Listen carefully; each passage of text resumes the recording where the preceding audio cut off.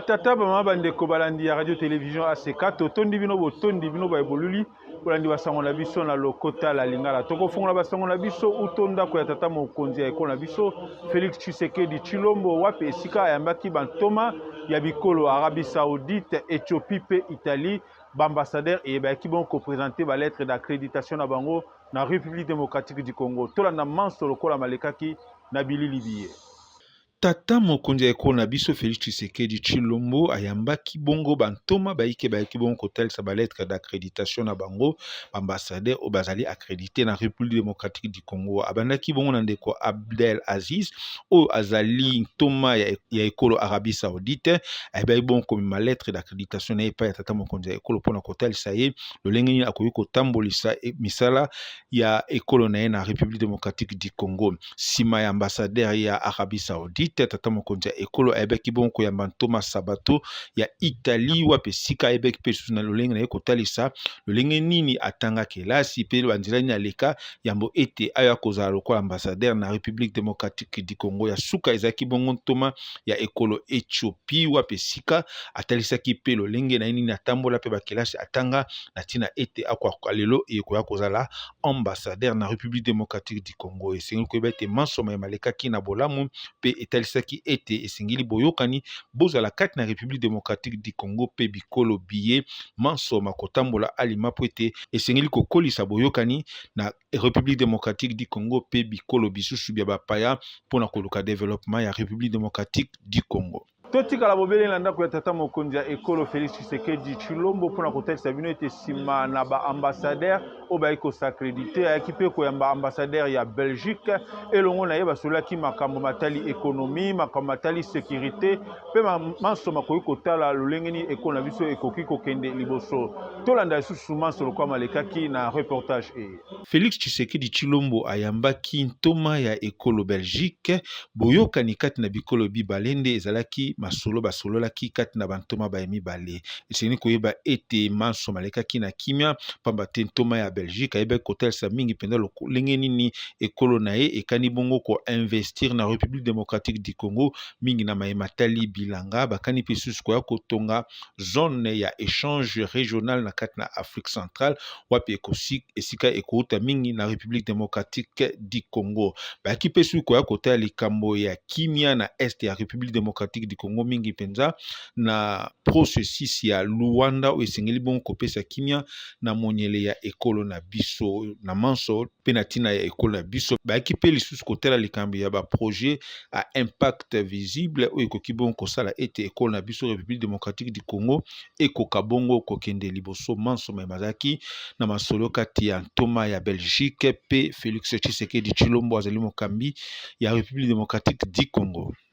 Totiki sango utonda ko ya tata mokonzi ya ekolo Félix Tshisekedi Tshilombo mpona kokende sika na Sénat wapi esika plénière elekaki mokolo eleki etalaki mingi mpena mematali bongo calendrier ekoki kokamba bongo chambre e mpona session ya septembre mingi mpena bayi kolobela makambo ya budget pe makambo etali reddition des comptes tolanda manso lokola malekaki na plénière e. Likambo ya examen pe adoption ya calendrier ekotambolisa misala ya Sénat na mobuto pe na sanza ya libwa ndenge pe babengaka session ya septembre yambo ya ba adopter calendrier yango ba sénateur nyonso to bapesaki makanisi mabango esengeli koyeba ete na session eye ekozala mingi likambo ya kotala loi ya reddition des comptes loi ya budget pe mingi pena ma kotala bongo mosolo moko kamba ekolo na biso na mibu ekoya mingi pena mobu 2024 esengeli koyeba ete bango banso bayebaki bongo kondima calendrier yango sima na ko amande yango esengeli koyeba ete na plénière eyebaki kotala likambo ya prorogation ya état de siège oyo ememamaki bongo na vice-ministre ya justice mwana mboka Samuel Mbemba oyo ayebaki bongo koprésenter projet yango sima na badébat projet yango endimamaki bongo na basénateur 72 likolo na 75 oyo bazalaki na plénière eye misato bayebaki bongo na kosabstenir. Tokei sika na mematali bongo debout Grand Kassai wapi sika bapesi makanisi na bango na o etali bongo révision constitutionnelle bakani bongo ko soutenir vision ya chef de l'état na mematali likambo ya constitution tolanda Denis Kanyinda ozali bongo président ya debout Grand Kassai. Makanisi ya debout Grand Kassai en action na debout Congo en action ezali nini ezali que Congolais nyonso azala derrière le chef de l'État pour tout changer constitution parce que tozana na constitution tozana mabe ezani tozana article oyo que non na Afrique ce qui peut-être moto azana besoin bitumbeza quelque part balobi bato to que bango place to pesa bango na RDC bakoya o mani paronder ndenge bakote parce que constitution yebsanga congolais ni na sali constitution congolais tamoko te ba tie ba figurant constitution les a bisoté toujours linga sikoyo to sala oya biso biso nyonso mwana Congo tout partout bakosa bino bayela bino ba discours ezanga tina wana te parce que notre constitution est bloquée. Tous ont des avantages et belé. Pour le fait que batu bazomona kaka ote. Tokozwa sikali kambo eteli bongo ndeko Omer Kitambala wazali bongo moko ya ba chercheur ya République démocratique du Congo na même teli finance hotelelo et projet naye et kangami na corref ezali kobimate a éviter soki ba yibe yango tope ezali ndenge nini to landa mbela naye na elobeli ya radio télé ACK. Ali oyo na zwili kanisi ya cause élaborer projet wana oyo to bengi système intégré de gestion des finances publiques. Projet ezali na mutu ya makasi lokola palobana lopoto que un projet futuriste, un projet qui peut booster le développement ya mboka na biso Congo. Projet wana na élaboré yango depuis 2019 depuis papa Mokonzi chef de l'État papa Félix Antoine Tshisekedi azui bokonzi na ye na bandi ko élaborer projet. Une inspiration m'est arrivée et je dirais que c'est une inspiration divine. Esprit eyelinga na bandi ko koma projet wana malembe tina 2021 na ke ko déposer projet na ngai na IGF o ezotale la makambu ya contrôle financier ngake na kende nango na IGF papa inspecteur général chef de service ya IGF papa Gilles Lingete je vous salue en passant azui pe projet wana alobi boya kosala kotalisa projet wana mutuya nango tokei tosali démonstration ya projet na IGF papa Gilles Lingeta moni mutuya ya projet aye ko recommander biso na COREF etalisi comité d'orientation de la réforme des finances publiques en RDC pona yango tokei na document wana na COREF et ba kize biso pe réception tango ba kize biso réception tozali kozela ke ba benga ta biso ou ba komela biso ke toyambi projet na biso ezala boy na boy. Mais na yango papa JPV ko ayambaki ngai oyo nazopesa pe longoni ape mbote ebele papa JPV ko azali chargé ya ba projet kuna na COREF tango ayambi ngai ayambi biso na projet na biso abandi ko pesa biso na lokumu longoni ake bozali bana ya mayele bozali ba savant congolais pona kosala projet ya lolenge boye na yango bozela to ko lancer yango na marché public pour que bino bo postuler et critères ezali ke to ko sélectionner bana ya mboka oyo ba kosala projet na lolenge ya boye et jusque là lobaki ke bozali ya yambo ya ko élaborer projet oyo tozana ko continuer kozela lolenge nini ko refa ko orienter biso ou lancement ya appel d'offre wana eboyambula nini mais tozala ki surpris awa na mois ya juin awa so na début ya octobre toye komona na bilili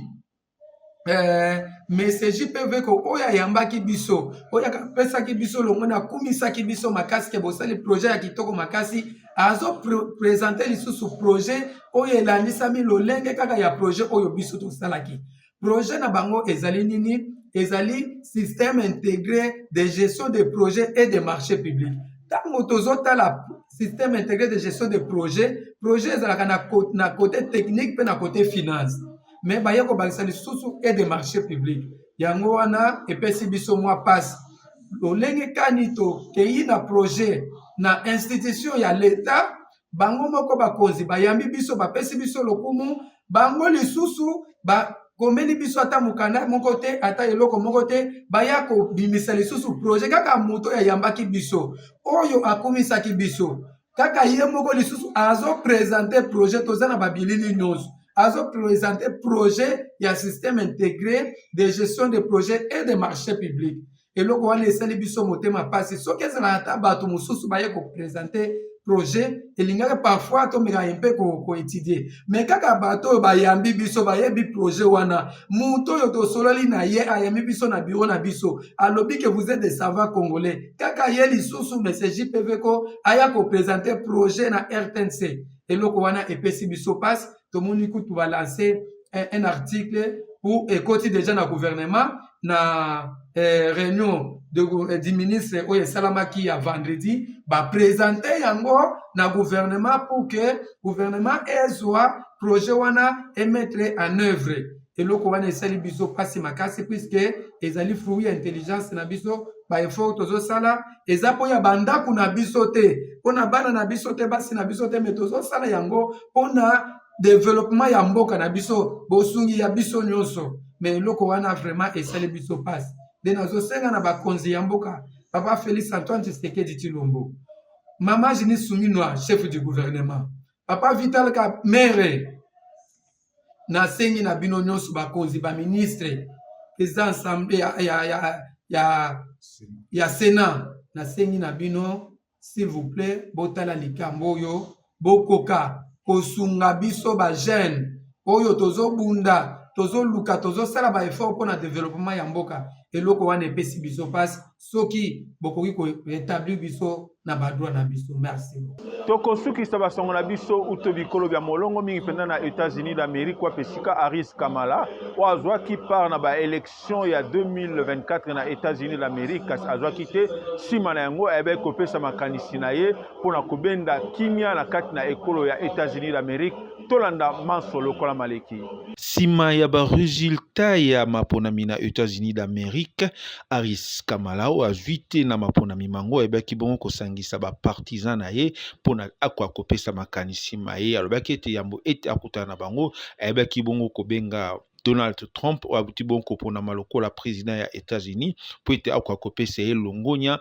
mpe mokakoswa na lolenge asili kolonga na maponami eye atalisaki ete manso masengeli bongo kotambola na alima pamba te na États-Unis d'Amérique mwango ezali ete ntango okei na maponami esengeli mpe kozala na makoki ya kondima baresultat oyo ekobima na maponami yango atalisi ete ezali moko ya baprincipe ya badémocratie mingi mpenza na États-Unis d'Amérique bango lokola badémocrate esengelaki bakwa bon kondima miango to mpe litomba oyo ebimi na kati na baurne atalisi ete bakoyeba kotambolisa transition elongo na Donald Trump po ete bakwa bon kosala passation des pouvoirs pacifique eleka na kimia na kati na États-Unis d'Amérique kasi na bapartisan na ye alimboli ete bazali bobele kokoba na bitumba bya bango na ntina ete bakwa kovandisa makanisi na bango ya botambolisi mboka ya États-Unis d'Amérique ezalaki nsima na masolo na badémocrate elongo na Harris Kamala